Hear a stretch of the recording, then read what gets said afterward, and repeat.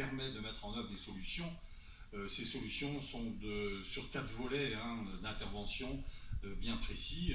Le premier, c'est la gouvernance, car effectivement, pardon, mais je parle tout de suite des solutions, puisque je pense que le diagnostic, tout ce qui vient d'être dit, il est partagé par tout le monde, donc c'est pas la peine que je redise la même chose. Donc, on allait y venir très bien.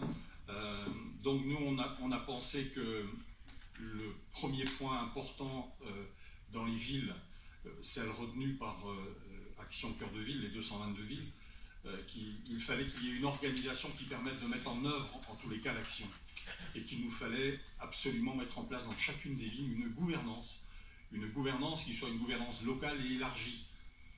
Locale parce qu'on pense que c'est vraiment les locaux qui vont décider pour leur ville. Et c'est plus ni l'administration centrale, ni le département, c'est vraiment la ville, la communauté de communes. La gouvernance, pour nous, c'est la première des mesures à prendre, et cette gouvernance élargie doit inclure l'ensemble des acteurs économiques, mais pas seulement, bien sûr les élus, puisque un chef de projet sera celui qui mènera les opérations de revitalisation, et ça peut être qu'un élu. Et il faut aussi embarquer avec nous la population. On insiste beaucoup là-dessus, parce qu'on parle beaucoup des acteurs économiques, des élus, éventuellement des professions connexes à nos métiers, et des entreprises en l'occurrence, qui ne sont pas forcément que du commerce, parce que le rapport porte prioritairement sur le commerce. Et donc il nous faut une gouvernance. Cette gouvernance, elle doit avoir une vision à 360 degrés. Le sénateur et les autres personnes l'ont dit également, dans un cœur de ville, s'il n'y a pas d'habitants, il n'y a pas de consommateurs, il n'y a pas de commerce. Il faut donc faire revenir des habitants au centre-ville.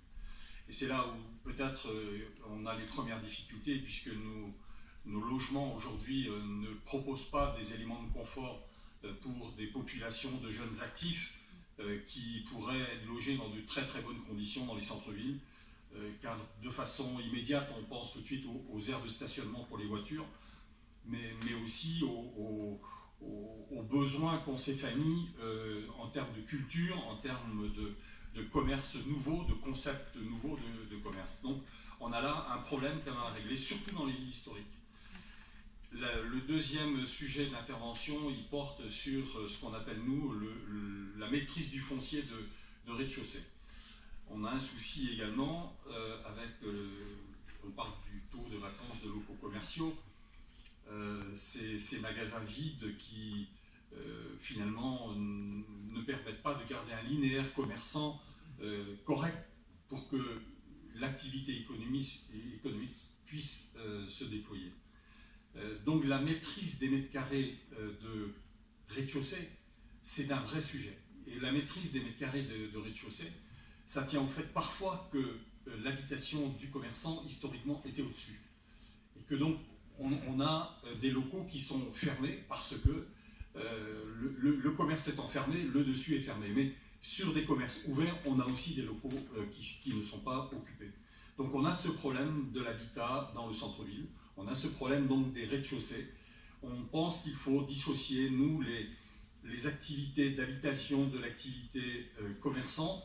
Ça veut donc dire que, et là on peut un peu parler de la loi Elan et des craintes et des inquiétudes qu'on a eues il n'y a pas si longtemps, et j'ai eu l'occasion d'interpeller le ministre sur le sujet, c'est qu'on a beaucoup d'habitations qui sont au-dessus des commerces, qui représentent, on a une estimation assez aléatoire, mais on pense qu'on est au-delà de 5% des 900 000 magasins de centre-ville, qui sont des magasins de moins de 400 mètres carrés avec vitrines sur rue, qui sont concernés par un bail d'habitation et de commerce, et où l'habitation n'a pas un accès différent du commerce.